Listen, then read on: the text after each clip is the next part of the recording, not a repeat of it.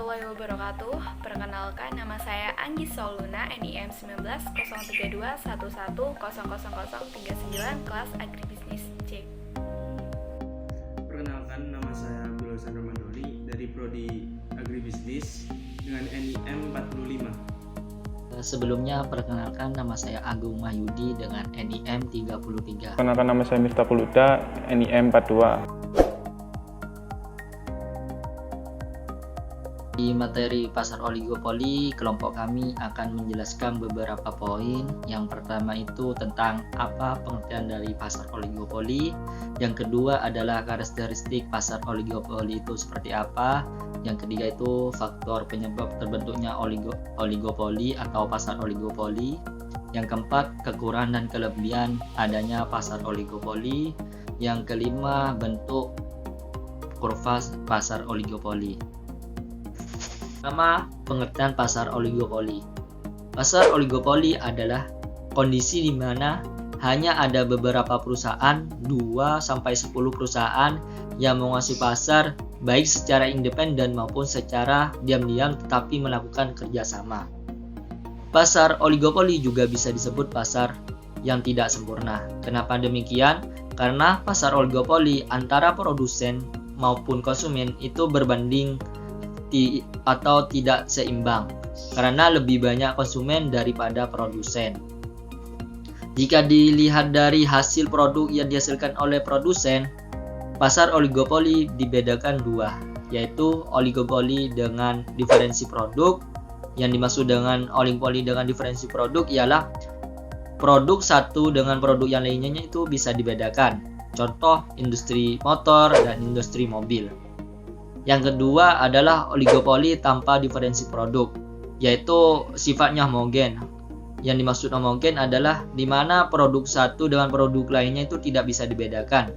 Contohnya adalah semen, industri kimia, dan yang lain-lainnya. Sekian, lanjut ke video selanjutnya. Baik, yang pertama di sini saya akan menjelaskan mengenai karakteristik pasar oligopoli. Karakteristik pasar oligopoli yang pertama yaitu hanya sedikit perusahaan di dalam industri. Yang kedua, produknya homogen atau terdiferensiasi.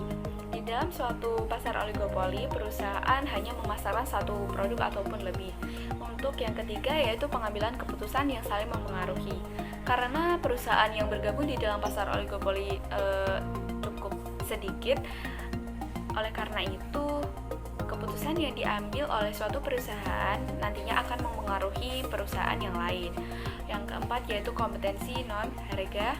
Yang kelima yaitu pada umumnya perlu melakukan promosi secara iklan untuk menarik konsumen.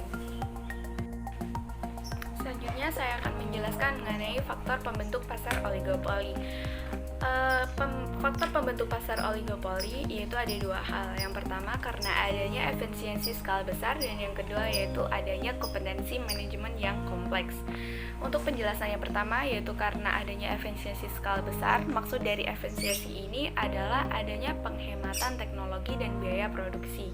Hal ini menjadikan pelaku usaha lebih selektif untuk turut serta di dalam pasar. Efeknya hanya segelintir perusahaan saja yang berani mengambil peran di dalamnya. Oleh karena itu, pasar oligopoli memiliki ciri dan salah satu karakteristiknya yaitu tidak banyak perusahaan di dalamnya. Untuk yang kedua yaitu adanya kompetensi manajemen yang kompleks. Maksud dari kompetensi manajemen yang kompleks adalah bahwa di dalam kegiatan pasar terdapat persaingan bebas yang menuntut perusahaan untuk mengambil peran dan langkah. Hal ini dibutuhkan untuk menentukan kebijakan dan arah manajemen, termasuk menemukan inovasi baru sehingga produksi barang tetap berkembang dan diminati oleh pasar. Melalui kompetensi manajemen yang kompleks inilah yang menjadikan terdorongnya pembentukan pasar oligopoli. Terima kasih. Kelebihan pasar oligopoli adalah 1. Persaingan yang ketat menjadikan setiap perusahaan sangat mengupayakan inovasi dan menjaga kualitas terbaiknya. 2. Meskipun tidak banyak, tetapi setidaknya konsumen punya beberapa pilihan merek yang sesuai dengan keinginannya. 3. Harga produk menjadi lebih sesuai dan keinginan konsumen karena persaingan antar produsen yang ketat membuat masing-masing produsen tidak mau mematok harga yang terlalu tinggi. 4. Kegiatan produksi menjadi lebih efektif. Saya di sini akan menjelaskan kekurangan dari pasar oligopoli. ada beberapa kekurangan dari pasar oligopoli. Antara lain yaitu 1. Produsen baru sulit untuk masuk ke pasar sehingga pertumbuhan ekonomi cenderung lambat karena persaingan yang terjadi di dalam produsen hanya itu-itu saja. Yang kedua yaitu kebijakan produsen. Kebijakan produsen ini biasanya terlaris, sangat mempengaruhi pasar dibanding produsen lain di bawahnya. Nomor 3 yaitu sering terjadinya perang harga antar produsen. Nomor 4, kemungkinan adanya konsumen yang loyal. Hal ini sangat mendasari terhadap satu merek sehingga perusahaan lain sulit untuk bersaing di pasar dalam konsumen yang sama. Nomor 5 yaitu memungkinkan banyak hal paten atas suatu produk. Hal ini yang akan membatasi perusahaan lain untuk melakukan pengembangan produk yang sama. Nomor 6 yaitu cukup sulit melakukan pemerataan pendapatan. Nomor 7, peluang munculnya eksploitasi yang berlebihan dalam kegiatan. Hal ini akan mempengaruhi pasar akan menjadi lebih besar. Nomor 8, perusahaan yang sudah memiliki jam terbang lebih memiliki peluang, yaitu akan menikmati skala ekonomi sehingga bisa menurunkan biaya produk lain dan menurunkan harga pasar. Hal ini tentu merugikan perusahaan di bawahnya atau pendatang. Nomor 9 yaitu promosi. Karena promosi sangat penting, modal untuk iklan menjadi sangat banyak sehingga bisa menjadi pemborosan ekonomi jika tidak tepat sasaran. Tapi kalau tepat sasaran, ya akan menguntungkan suatu pasar. Kurva pasar oligopoli ini juga biasa disebut sebagai kurva permintaan terpatah. Kenapa kok bisa dikatakan sebagai kurva permintaan terpatah? Kita akan tahu ketika nanti kurvanya terbentuk. Nah, ini misalkan kita akan menggambar kurva permintaan dari perusahaan, misal ya, provider simpati. Nah, jadi di sini sudah ada satu kurva permintaan. Di sini saya menggambarnya garis putus-putus supaya nanti bisa lebih terlihat mana bedanya. Nah, jadi di sini ada kurva permintaan D1. Ini memang kurva permintaan yang dialami oleh perusahaan simpati. Misal pada titik ini,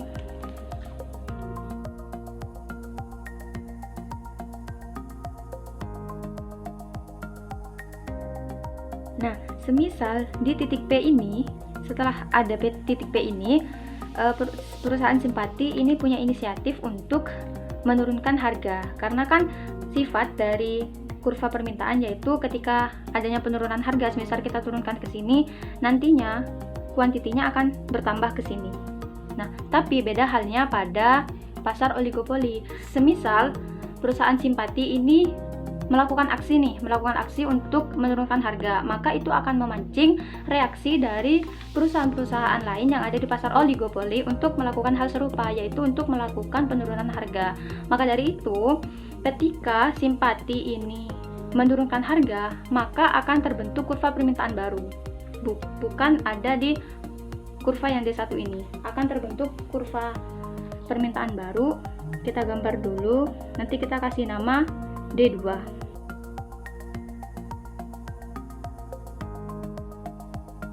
Jadi, kurva permintaan dari perusahaan simpati ini untuk harga di atas P1, harga di atasnya itu akan mengikuti kondisi yang ada di kurva permintaan D1 ini, karena tadi belum ada penurunan harga.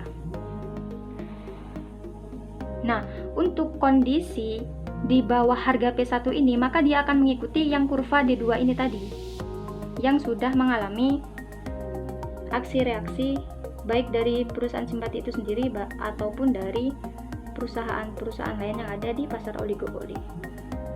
Nah, jadi ini adalah kurva permintaan dari perusahaan simpati di pasar oligopoli.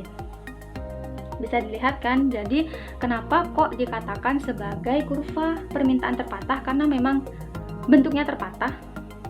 dari sini ke sini, dan dia terbentuk dari dua kurva, yaitu D1 dan juga D2.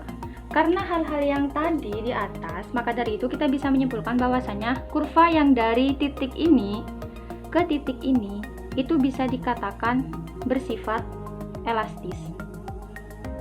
Sedangkan yang dari titik P di sini ke yang bawah ini bisa dikatakan bersifat inelastis.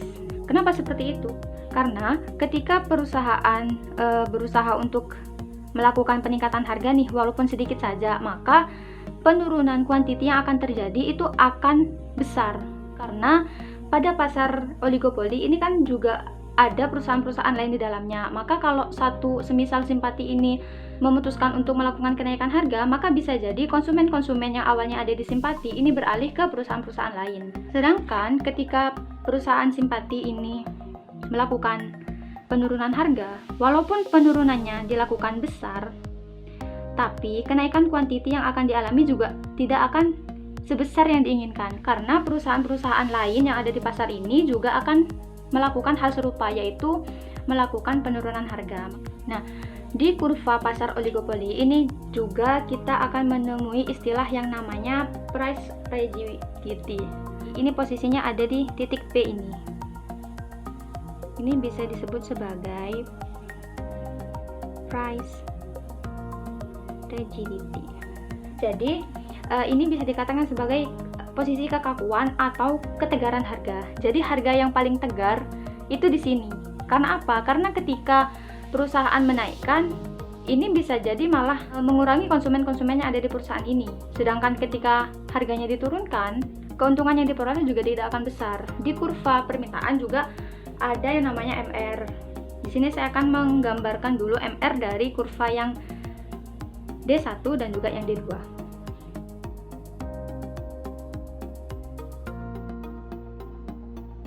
Nah, di sini sudah ada dua kurva MR, yaitu MR1 yang ini, yang biru, dan MR2 yang ini.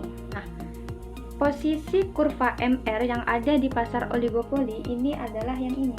Kita pakai ini. Jadi untuk yang kondisi di atas perpotongan yang ini kita pakai yang di MR1. Kelihatan ya?